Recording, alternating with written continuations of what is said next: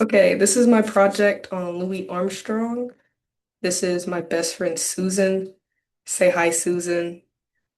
All right, so we're gonna go ahead and get started. So, brief intro on Louis Armstrong. He was born in August 1901 and he died in July of 1971. He was a very famous and very influential trumpet player, not only in the Harlem Renaissance, but all of jazz. The Harlem Renaissance period of like art, culture, and like a social explosion in the 1920s and 30s, mainly in New York City, but it kind of branched other places, but it started because of the Great Migration up north.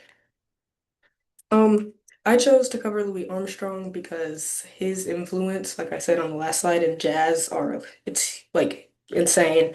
My dad was playing him on our Alexa once, and I was like, "Oh, who's this?" He told me who it was. Did a bunch of research on him, and then the next day I asked my mom for a trumpet. I taught myself, and I played for a bunch of years in high school. So like he's contributed to a big part of my life, and that's why I personally chose to do Louis Armstrong. So he was born in New Orleans, Louisiana, which is often nicknamed the Big Easy or the birthplace of jazz. The Big Easy is a dig at New York City because New York City they call it the Big Apple. So they call New Orleans the Big Easy because it's a relaxed pace of life compared to New York City, which is like all over the place. And when he was growing up, he was raised by his mom, Mary Albert, and he lived with his sister in Backo Town, but they called it the battlefield because it was like a really rough area, very dangerous, lots of fighting, violence, a lot of crime. And his dad left him at a very young age, so obviously that like affects your development and stuff. So when he was first started out, like his musical career, he would sing in the streets with his friends when he was 11. He had a little slide whistle and he'd like play on the corner. And but a year later, when he was 12, he was shot a gun like in the air celebrating New Year's Eve, and he got sent to a juvenile reformatory home called Colored Waifs Home, where he learned to play cornet from this guy named Peter Davis. And in that house, the juvenile home, he became the leader of their band, and they kind of put him on the map because they're like, oh, listen to this kid who's in the juvenile system, but he's playing this music. So before I really get into what he did, I just want to explain what jazz is. He took inspiration from blues, ragtime, excuse me, African rhythms, kind of mixed them together, and then he made jazz. Of course, it was him and other people like Joe Oliver, Buddy Bolden, Jelly Roll, and jazz is a really popular genre now. I'd say high schools have jazz ensembles. They start teaching jazz in middle school now. Colleges have jazz. It's like recognized as a major at places. So it's definitely a very popular thing now, and it all kind of stemmed from New Orleans and Louis Armstrong and his friends. So his early career, when he first got released from the reformatory home, he started taking lessons from Joe Oliver, which is like top-notch player, trumpet player in New Orleans. And he performed in honky tonks and local bands, but to feed his family, he worked for a Jewish family and he sold coal to prostitutes. I'm not hating the hustle. You got to get the money how you get it. But yeah, he sold coal and delivered newspapers.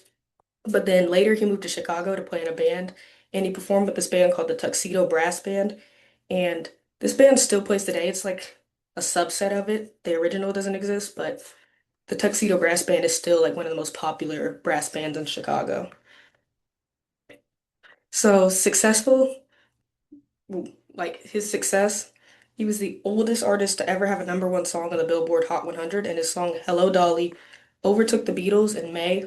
He was number one for 14 weeks, and he had a hit song across 5 different decades on the Billboard Hot 100.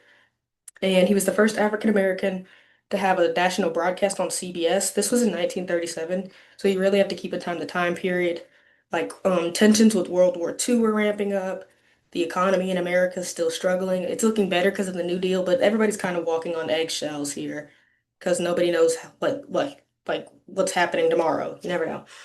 He was the first jazz musician to appear on the cover of Times in February 1949. And I feel like that's very important because the first black person at all was in 1939, only 10 years prior. So that really shows how influential he was to get a spot on there. And I really like the photo, so I decided to include it because like he has his crown and it's like made of trumpets. I just feel like they really did him justice with that. So adversity, at the end of the day, black man in America. He's not gonna have it easy. Like I said, he was raised in extreme poverty. He didn't have a father for the longest. And when he would perform at these concerts, he was often denied service at like the hotels and restaurants he stayed at. In fact, he would like write into his contract when he says, "Oh, I'm going to perform for you guys." He said, "You guys have to provide a hotel and food for me," because people screwed him over so many times. And at his own concerts, white announcers would refuse to call his name, saying, "Hey, this is Louis Armstrong performing." They would call him racial slurs. He was cheated by white managers all the time, and him and his bandmates were arrested after sitting next to a white woman on the bus. I included this photo. This was a photo of him. His friends are smoking weed. He's not, but he still got in trouble for it. I think this was 1948, I believe. So, social accomplishments. I included this photo for one because he was very outspoken about how he felt about things, which wasn't very heard of at the time. He spoke out publicly against the prevention of the Little Rock Nine. The Little Rock Nine was a group of school children in Arkansas in 1957. Governor Orwell, he sent the National Guard to prevent these nine kids from integrating public schools. And he's one of the only people who's not the only people, but like it's kind of unheard of for somebody that famous to speak out against something like that. But he did. And New Orleans, his hometown, he refused to play in it for almost a decade because they didn't allow integrated bands to perform in the streets. He was also an activist through his music lyrics. You see that often today. People talk about stuff that's hard in their lives in music, and he did that as well. He talks about being stereotyped before people get to know him just because of his skin, and he believed that his only sin, as he says, was being black and how it affects him greatly. I really like this song. It always spoke to me because I feel like I can relate to that in my day-to-day life also. So his impact, this is the main thing I think. He really influences like a lot of music, and you wouldn't really think that now. But all over the world, like jazz musicians, they credit him for his style. He like created like the fundamentals of jazz. There's like a lot of musical terms like swing and like compound meter, and he kind of pushed that narrative. And he broke down racial barriers by becoming a global celebrity. So like there was a time the Republic of Congo in Africa, the two sides were fighting, and he held a concert there, and for a week nobody was fighting because everybody was attending his concert. He was like uniting people, and he really set the stage for modern artists, for example Beyonce, Bruno Mars, and like if we're talking trumpet players, Wynton Marsalis, he plays the fanfare on Good Morning America, so he's really popular. But he affected not only jazz but adjacent genres like soul and R&B. Unfortunately, his impact was kind of cut short. Playing trumpet had a lot of health effects on him, and it messed with his lips, cut off blood flow to like to his neck, and then eventually he passed away of a heart attack, unfortunately. But I still think he had tons of impact even after his death. So the main question here is history repeating itself. Unfortunately, I think it is. It's maybe not as prominent now, but racial barriers still exist in modern music, and I feel like people of color are often pushed into narratives like R&B, hip hop, urban music. For example, when Beyonce won Best Country Album, she got a lot of backlash. Lil Nas X in 2018, when he made an album, he got a lot of backlash. They said he was in country, Shabuzi. They said he couldn't do country, and they tried to push him into the narrative of rap music. And majority of the leadership in the music industry are white men. So this over here is Joe Glazer on the left. That was Louis Armstrong's manager, and he really did him dirty multiple times. And then on the right, this is Scooter Braun, which is like modern day demon. He did a lot of bad stuff. And even between white people and artists of color, there's a lot of disparity in pay and opportunities. So now I have to ask you some questions, Susan, my dear Susan. So my first question for you is, were you familiar with Louis Armstrong beforehand, and what did you know about him? Um, yes, I was familiar with him. I knew that he was a trumpet player and sung What a Wonderful World. Okay, question two. Are you guys calling each other the back? It's a project. Um, I think What it was the was most the most fascinating piece of fascinating. information? I didn't know that he had such influence on the development of jazz. Mhm. um, and that he was so um, influential. Also, he was on with his songs, and Mhm. you know, All right, next question. Um, excuse me. Do you know any pieces of music by Louis Armstrong outside of Hey Dolly? what a wonderful world. I sung that in like fourth grade. Like in I a performed choir it. concert or like Yes. just like Yeah. all like on your own terms? No, no, in a concert. Was it like a jazz concert or was it like we all just We being were just silly? singing Hmm. for the parents, I guess. Okay.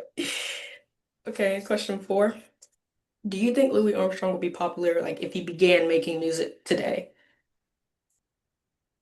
I think he would be popular, but he wouldn't have had as much of an influence because part of um, part of why he was so important is because he helped develop jazz. And Hmm. if I feel like music is so much more developed now, so there wouldn't be as much for him. He could be a big player in in whichever genre, in jazz or whatever he ended up doing, but probably not as influential. Sure. Okay. And then I accidentally clicked ahead, but question five, what steps can we take to ensure that accurate and inclusive narratives of Black history are more widely disseminated, excuse me, and understood in educational settings and society at large? I think it's important that educators choose to teach diverse materials and include that in the courses, to make sure all kinds of different point of views are heard.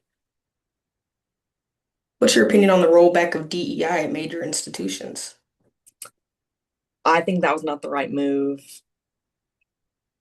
Yeah, that's valid. Maybe I'm too woke, but I feel like that was definitely detrimental to a lot of things. I feel like people see DEI as like a negative thing when really that's not. I don't think Yeah, people understand what DEI is yeah. necessarily. People villainize it and think it's something that it's not. I feel like it shouldn't be politicized either. I feel that's just like equal opportunity. That's not necessarily politics. But then again, I feel like we live in a day and age where equal opportunity is politics. Yeah, So yeah, everything is politics. I just want to say thank you for Thank your time, you. Susan. That was a good Um, presentation. Thank you. Stop. Thank you. Thank you, Dr. Robinson. I enjoyed your class a lot, and I hope you enjoyed my presentation.